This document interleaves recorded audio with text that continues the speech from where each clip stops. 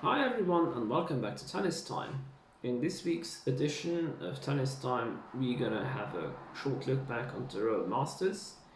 Who won it? How did Rafa Nadal do?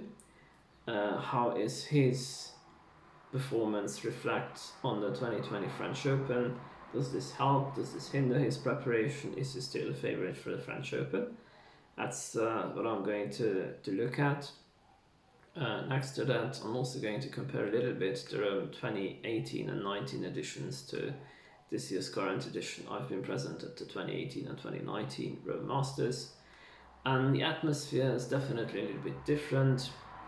Although on Sunday and Monday, on the semi final, respectively, the final day, they allowed in some spectators, and that was very refreshing to see some people in the stands again and cheering for the players.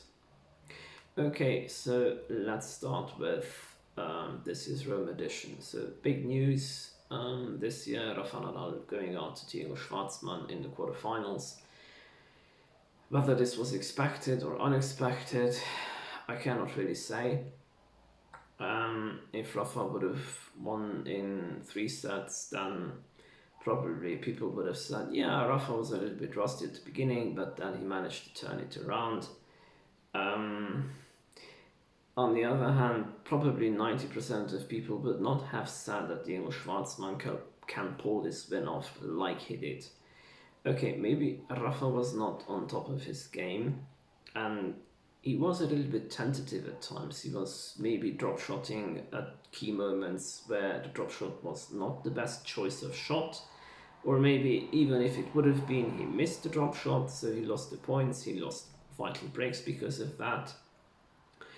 No matter how you look at it, Schwartzman played a great match. He was not missing a lot. Rafa's forehand, which is normally kicking up quite high, is very effective, especially against somebody who is short as Schwartzman. But Schwartzman was playing his backhand, his forehand. He was defensively very good. Even if he was a little bit far behind at the back of the court, his shots still had a lot of depth and pace when he was defending against Rafa. And he was generating some of his own offense many times with his forehand, especially, but the backhand was also doing well. He was coming to the net at times, and even if Rafa managed sometimes to put him in a tough spot, he never looked like the guy who was in trouble or who was in danger of not being able to hold his service games or win the match. At the very end, it got a little bit tight since Diego was 4-3 up with a break in the second set. Rafa broke back, then Schwartzman broke again, then Rafa broke back again. So it was 5-all in the second set. You felt like, okay, Rafa's broken twice. He's not done that in the entirety of the whole match up to that point. So now he's going to be able to capitalize and he's going to get some momentum. But no, Schwarzman really held firm and managed to serve out the match in impressive style. And he did consolidate his performance in the semis, beating Denis Shapovalov in a top 3-setter. And he was really making it close with Djokovic in the final, even though it was straight sets 7-5 and 6-3 to Djokovic. Alright, now moving away from Rafa and Rafa's loss and Schwartzman to Djokovic. So Djokovic, after the default at the US Open, was very unfortunate for him. And after winning the Cincinnati Masters, which was held in New York, again he's shown that he's very gritty. He's very determined and he can win big titles still.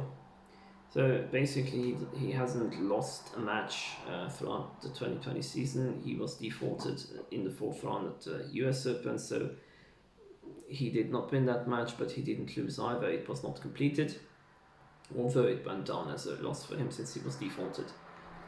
When I was watching Djokovic's matches, especially in the quarterfinals, or maybe even the round before that, when he was playing Krajinovic, his fellow countryman, he had that incredibly long set, almost 1.5 hours, which he took 7-6 in a tiebreak. So he wasn't as supreme as he sometimes can be in matches. He had to work hard. But I think that this is a good practice for him, or it has been a good practice for him. It's shown that he can be persistent, he can be perseverant in his matches, and he can fight through his way in a match. I think, given the fact that he's pulled through in Cincinnati, although physically it was incredibly demanding, he had that stop at the US Open. He had a little bit of rest coming into Rome, and now he's gonna have one more week before the French Open starts. I think, considering the circumstances and everything that was at play during the last few weeks, Djokovic has made the best of it. So I think he's the best prepared for the French Open he could be. I definitely count him as one of the top favorites for the French Open. Dominic Thiem is another guy who is one of the favorites for the French Open in my book. He's reached the final 2 times in the past 2 years. And obviously, you cannot discount Rafa Nadal as one of the top favorites for the French Open, since he's won it 12 times. He's won it 3 times in the last 3 years again. So, okay, he did not have a lot of match practice and a lot of preparation coming into Rome, or now going into the French Open. But I've tried to look back a little bit regarding his previous experiences and years when he's won the French Open. So if we take a look at 2011 French Open, for instance, that's the year when he's played John Isner, and he had a 2-1 deficit in the first round, and he's managed to come through and win. But those were quick conditions. So those were clay court conditions, which he normally, or anybody would normally say he likes. The other edition was the 2013 French Open, where he's had 2 or 3 really shaky opening matches. He was playing Daniel Brands in the first round, Martin Klizan in the second, and Fognini in the third. He's won his first 2 matches in 4 sets, but it was really tough. He's nearly has gone 2 sets to love down against Daniel Brands, who was at the time number 59 in the world, also a big server. But the conditions were very similar to what we can expect at this year's edition of the French Open. So one of the Nadal's advantages when he plays on clay, when it's hot, the clay grips the ball a little bit differently, and the topspin that he's generating so well off of his forehand especially jumps really high, and that's a big distraction for players when they try to counterpunch his shots. They miss time a lot of times, their ground strokes when they play Nadal. So this is an advantage which will disappear when it's really damp and colder. But I think if Nadal can go through his first previous matches like he did here back in 2013 at the French, it can be a good practice for him to be more solid when he gets into the second week of the tournament. I really think, regardless of hot or cold conditions, Nadal on his day is a favorite against anybody on the clay. However, no matter how good you are in any sport or any surface in tennis, or regardless whatever sport, it can happen that sometimes you may lose your streak, or you may lose to anybody. I think the fact that he lost to Schwartzman in the quarters in Rome was a good wake-up call for him. He knows what he needs to do better. And even though he's going to struggle maybe a little bit in the early rounds of the French Open, I think he will be prepared and he will be okay in the second week of the French Open. Now, coming to the French Open, I think the draw is going to be a super crucially important factor. We have the absolute 3 favorites for the French. We have Nadal, Djokovic and Thiem. They're the number 1, 2 and 3 players in the world. Djokovic is going to be the top seed, Nadal is going to be the second seed. Well, team, whether he goes into the top half of the draw or the bottom half of the draw, that will decide if he plays either Djokovic or Nadal in the semi-finals. I think that makes either Djokovic or Nadal the favorite for the French Open. It's as simple as that. I doubt that team will be able to beat Nadal and Djokovic back-to-back at the French Open in 5 sets. If somebody can do it, then it's him, but I still think he cannot do it or he will not do it. If Djokovic gets team in the quarters, then Nadal is the favorite for the final. If Nadal gets team in the semis, sorry, I should have said semis. So again, if Nadal gets team in the semi-final, then it's Djokovic who is the favorite for the title. If Djokovic gets team in the semis, then Nadal is the favorite for the title. It's as simple as that. Okay, now coming to the third topic.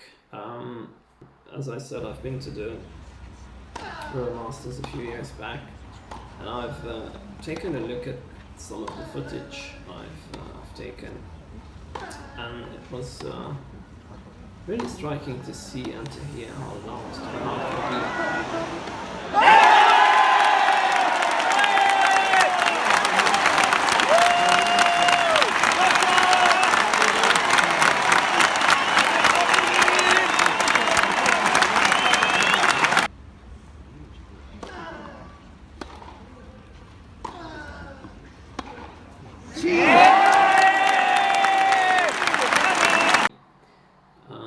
I've been watching now tennis, and all of you have, with no crowds mostly, in Rome on as I said, on semis, finals day and finals day, they let a few spectators in, and that reminded us a little bit how much better it is to have tennis with fans. So take a look at some old footage from 2018 and 2019 I've shot.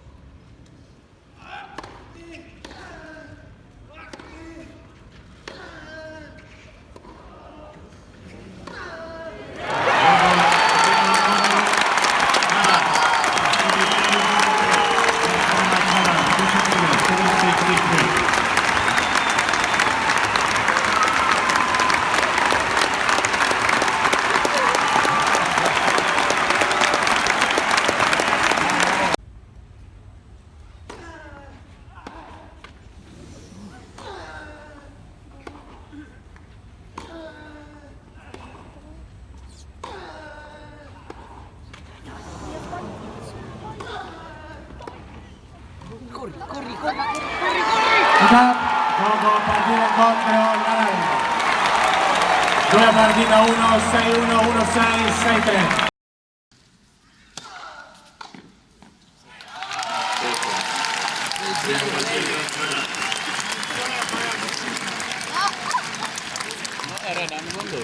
I hope you've enjoyed this video. Please don't forget to subscribe, and I see you next time.